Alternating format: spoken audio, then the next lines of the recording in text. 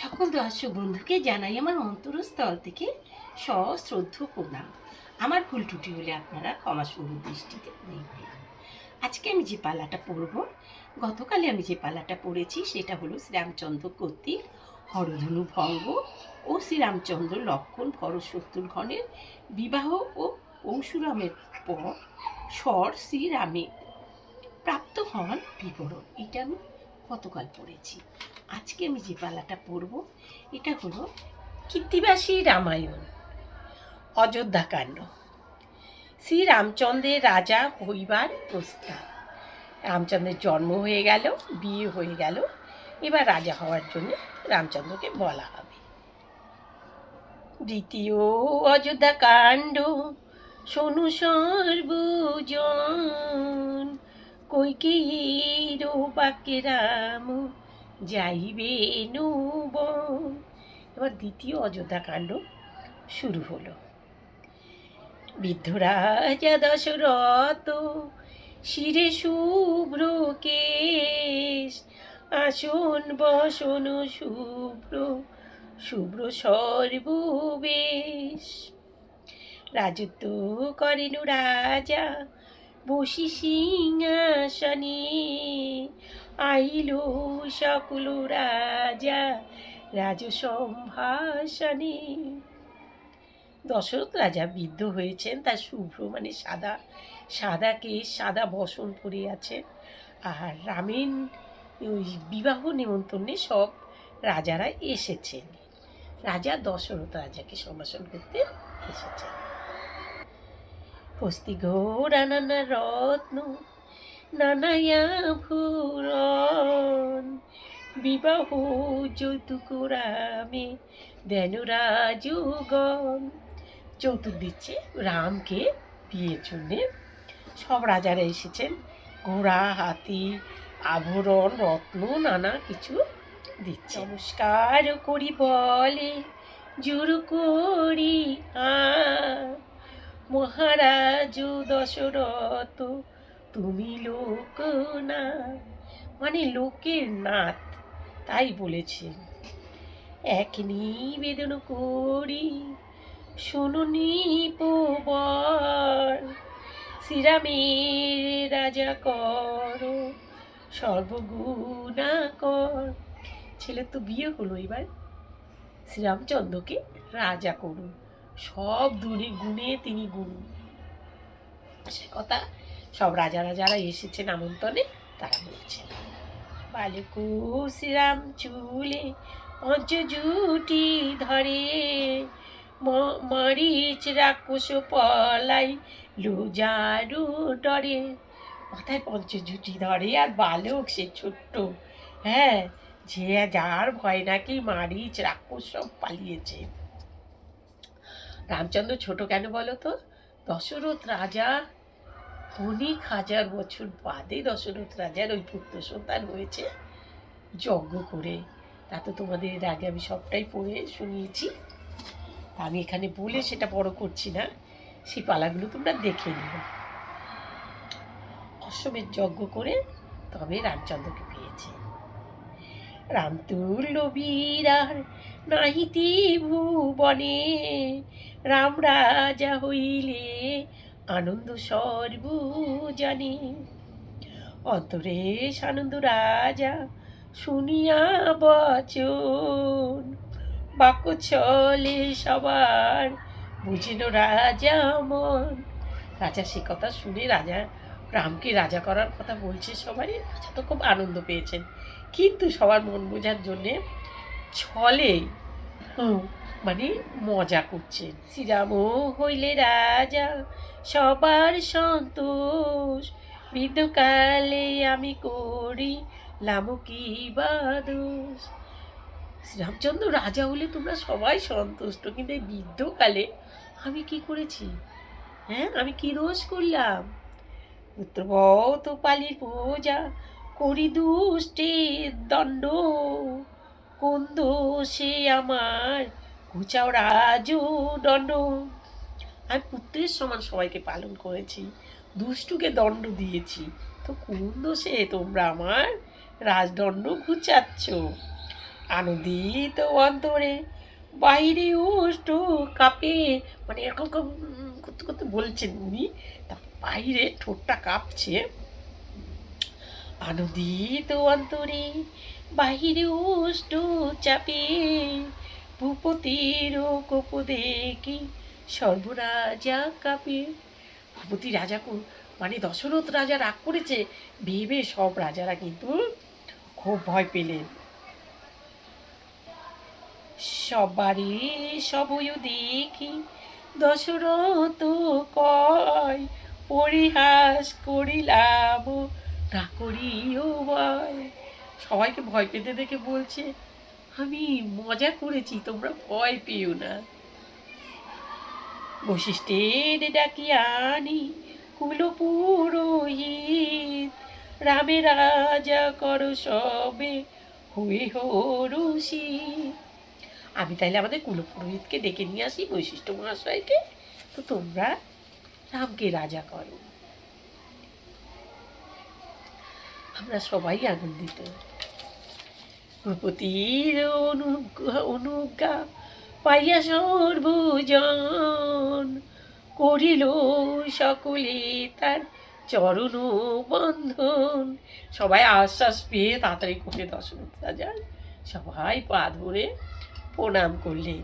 ভূপতি বলেন, শোনো পাত্র মিত্রগণ, রামে রাজা করিব করহ আয়োজন। নানা পুষ্প বিকাশ বসন্ত চৈত্র মাস, কালী রাম রাজা হবে আজিও দিবাস। অধিবাস করিতে যতিক দ্রব্য লাগে, সে সকল দ্রব্য আরো হন করো আগে। পাত্র মিত্র সবাইকে ডেকে বলছেন যে রামকে রাজা করবে, তার জন্য যা যা কিছু দরকার সব কিছু আয়োজন করতে। শ্রীরামের এই অধিবাসে যত দ্রব্য চাই, সে সকল আনি দেহ বৈশিষ্ট্যের ঠাই। যজ্ঞ করার জন্য যা যা লাগবে সব কিছু এনে তোমরা বৈশিষ্ট্য মুনির কাছে দাও। সুমন্ত সারথি তুমি চলো সত্তর, রথে করি আনো রামে আমারও গোচর। সুমন্ত তুমি তাড়াতাড়ি করে রথে করে রামকে আমার কাছে নিয়ে এসো। আজ্ঞা পাইয়া সুমন্ত চলিল শীঘ্র গতি, শ্রীরামের আনিল যেতাই মহিপতি। তাড়াতাড়ি করে সুমন্ত গিয়ে শ্রীরামচন্দ্রকে নিয়ে এলেন যেখানে বসে আছেন দশরথ রাজা।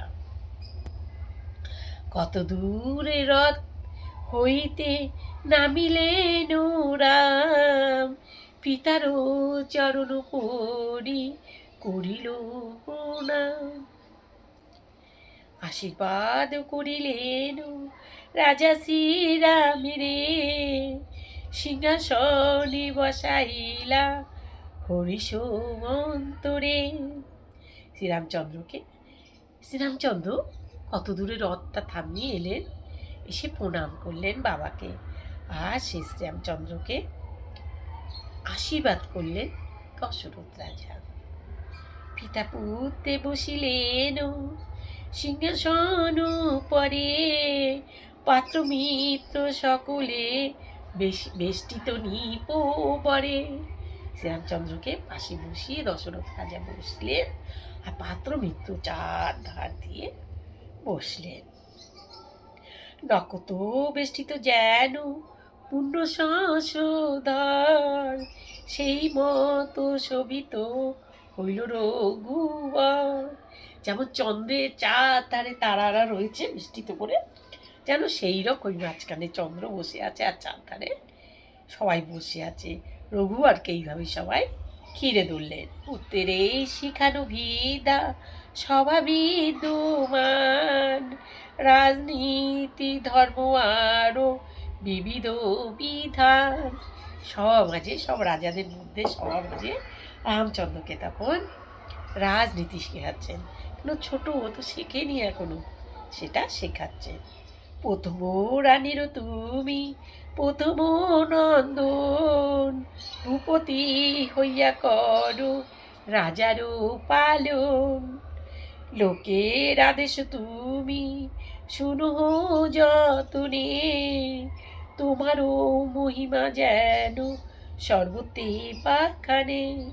তুমি যখন রাজা হবে, ভূপতি হবে, সবাই যখন তোমাকে অভিযোগ জানাবে, শান্ত হয়ে সবার অভিযোগগুলো তুমি শুনবে, আর সেইভাবে তুমি কাজ করবে যাতে তোমার যশ সর্বত্রে ছড়িয়ে পড়ে আর সবাই সুনাম করে।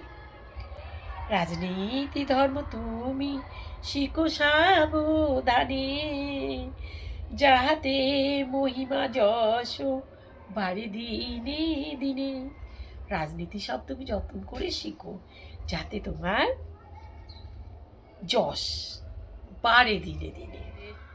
পরে দেখো যদি পরমা সুন্দরী, না দেখিও যে সবারে উর্ধ্বদৃষ্টি করি। পরের যদি সুন্দরী রমণী দেখো, কখনো মাথা উঁচু করে তার দিকে কখনো তাকিও না।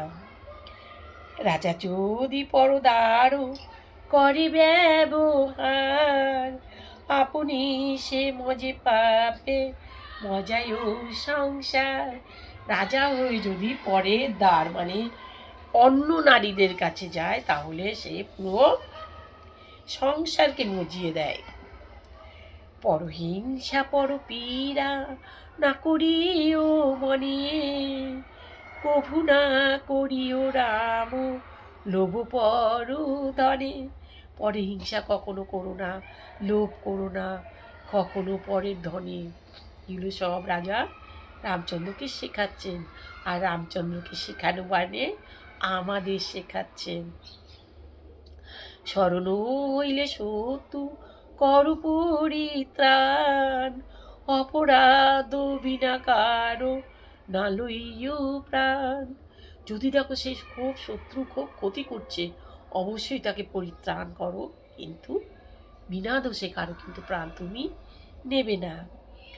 তব জপ ধর্ম কর্ম করিবে বিহিত, না হইও দেবদ্বিজে ভক্তিতে রহিত। তব জপ করবে, ধর্মকর্ম করবে নিয়ম অনুসারে, আর কখনো দেবদেবী থেকে ভক্তিতে রহিত হইও না, মানে থেমে যেও না। যজ্ঞাদিতে নানা যশ করিও সঞ্চয়, সর্বলোকে দয়ালু হইও সদাশয়। যজ্ঞ টজ্ঞ সব কিছু করবে, আর সব লোকের জন্য কিন্তু দয়ালু থেকো তুমি। পরদার ও পরপীড়া করে যে ওজন, শাস্ত্র অনুসারে তারে করিও শাসন। আরও যারা প্রজারা আছে, তুমি যখন রাজ্য পালন করবে, হ্যাঁ, যারা পর দাঁড় করে, তুমি তো করোই না, সেটা আগেই বলে দিয়েছে।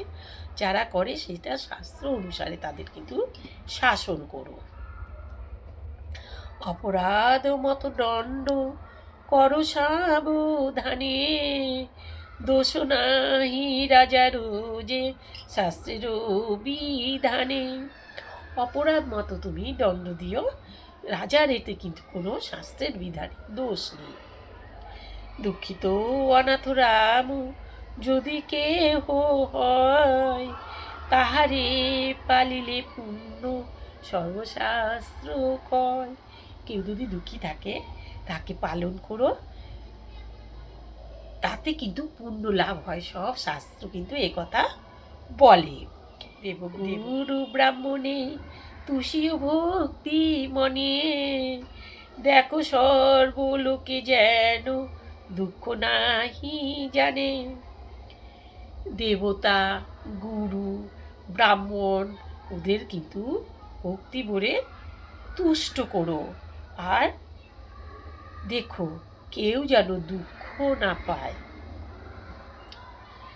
রাজনীতি ধর্ম রাজা শিখানো রামিরে, শুনিয়া কৌশল্যা রানী হরিষ অন্তরে।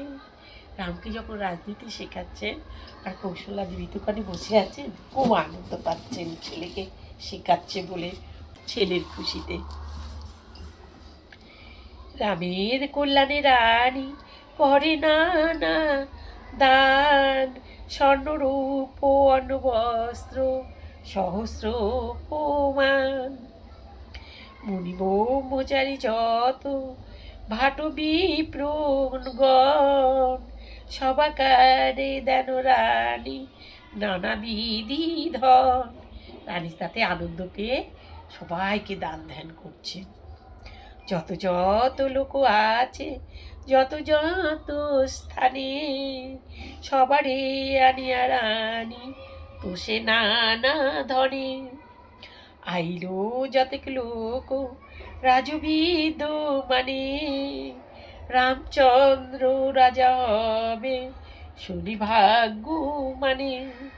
তখন যারা দান ধ্যান করছিল সবাই যারা এসে নিয়েছে, কেন দান দেন, আচ্ছা রাম রাজা হবে শুনে সবাই কিন্তু আনন্দিত। কেহ নাচ কেহ গায় আনন্দ বিশেষ, রাম রাজা হইলে না হবে কারো ক্লেশ। যত যত লোক আছে অযোধ্যা নগরে, রামের নিকট যায় হরিষ অন্তরে। সমাদরে সকলে করেন সম্মান, জননী দর্শনে রাম করেন প্রয়াণ। সবাইকে খুব সম্মান করলেন। এবার মাকে দেখার জন্য উনি চললেন। মারতে গিয়ে আচ্ছা তত সময় রানী বাড়ি চলে গেছে দান ধ্যান করে।